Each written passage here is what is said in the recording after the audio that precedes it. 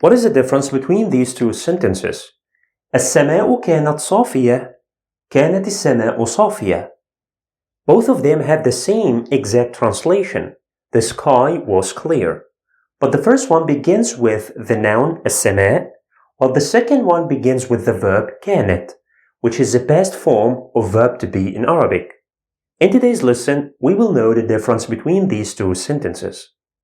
Hey everyone, welcome back to a new practical lesson. I am Mustafa Nasser and you are watching Arabic for Nuns. As always, there is a PDF file that contains everything about Arabic verb to be. You will find the link in the video description below. Before we start, subscribe my channel, activate the bell, and like the video.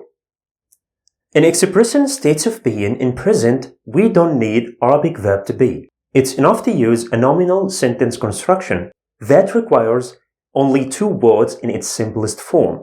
As we see here in the first example, السماء صافية. This is a complete nominal sentence. The word السماء is the subject, المبتدأ, and the word صافية is the predicate of the subject, خبر المبتدأ. However, in both past and future tenses, we need an indication of the tense. And the best way to do that is to use a verb, which is Arabic verb to be.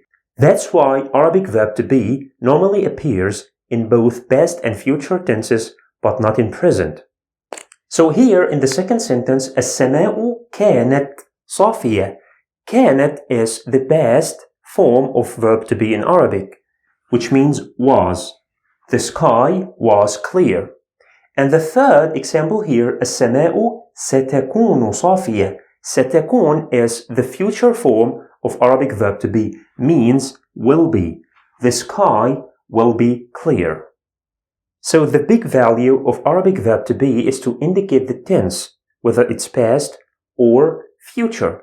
But in present, we never use Arabic verb to be. First of all, I want to go back a little and talk about the effect of the verb كان and its sisters. Here is a nominal sentence, a simple nominal sentence, which has only two words. السماء صافية. السماء is the subject of this nominal sentence because the nominal sentence starts with it. This is the subject, المبتدأ. And the second word, صافية, is the predicate, خبر المبتدأ. And from our previous studies, we know that both of them, the subject and the predicate of a nominal sentence, are in nominative case. And as long as both of them are singular, so the default ending label of nominative cases is ضمة. That's why both of them ends with ضمة label.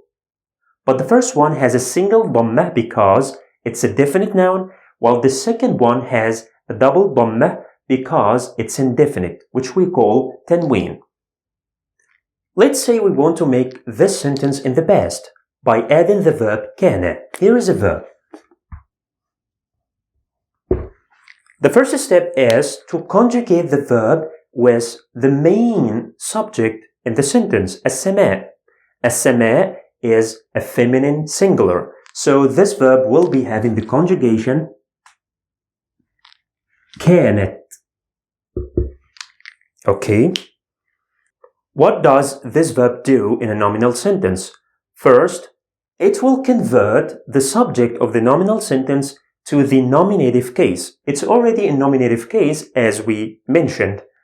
And second, it will be then called اسم كان, the noun of كان. So this is its new grammatical function.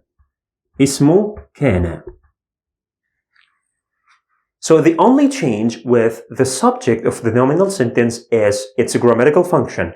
Instead of calling it المبتدأ, the subject, it will be called اسم كان, the noun of the verb كان.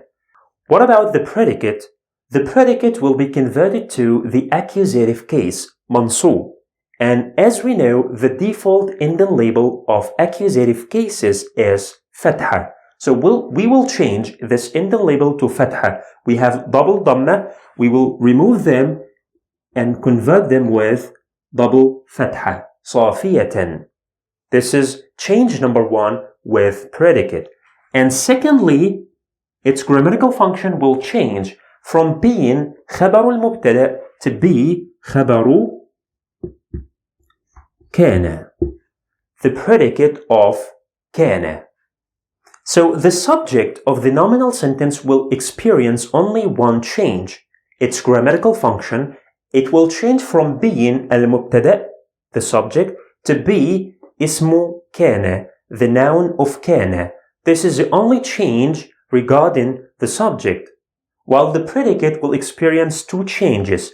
Its ending label would change because it converts to the accusative case, and also its grammatical function. From now on, we will no longer call it خبر المبتدأ, but we will call it خبر كان. The same effect is applicable on all verbs in this group at any form, whether they are past, present, or command. Let's try another example. نحن معلمون. This is a nominal sentence. We are teachers. Let me ask you one question. What is the gender in this sentence? Of course, we cannot indicate the gender from the pronoun نحن, because نحن is used for both masculine and feminine. But we can indicate the gender from the word معلمون. From its suffix واو نون, as we know from our previous studies, this is one of the two suffixes for intact masculine plural, جمع المذكر السالم. So this is a masculine plural, which means this sentence is talking about a group of male teachers. Okay, now we want to add the verb صار, to become, in its past form. Here is a verb. The first step is to conjugate the verb with the main subject in the sentence. The main subject here is the pronoun نحن. So in order to conjugate the verb with this pronoun, we will first remove the pronoun and replace it with a connected pronoun. It will be صرنا. Also, we will remove this ألف. Let's do it. It will be like this. صرنا معلمون. Now the pronoun is replaced with a connected pronoun نا for first person plural. So this connected pronoun will represent the subject, which is no longer called a subject. It is the noun of the verb صار, اسم صار. And the second word معلمون, which was the predicate of the nominal sentence, but now it will change to the accusative case. But one might say it's already an accusative case because we see fatha here. But no, labeling rules for singular doesn't apply in dual and plural. In order to make this word in accusative case, we will change the suffix from waw noon to be ya noon. Let's do it. So it will be معلمين. This ending label is affixed. We will never change it. What will change in both dual and plural is the suffix. We change the suffix. We don't change the label of the last letter as in singulars. So the final answer will be صرنا معلمين. We became teachers. So this word, which was the predicate in the nominal sentence, is now the predicate of the verb صار. Now let's try the reverse process. Here we have a sentence that begins with one of Kana's sisters, the verb أمسى. We want to remove it and get back our nominal sentence.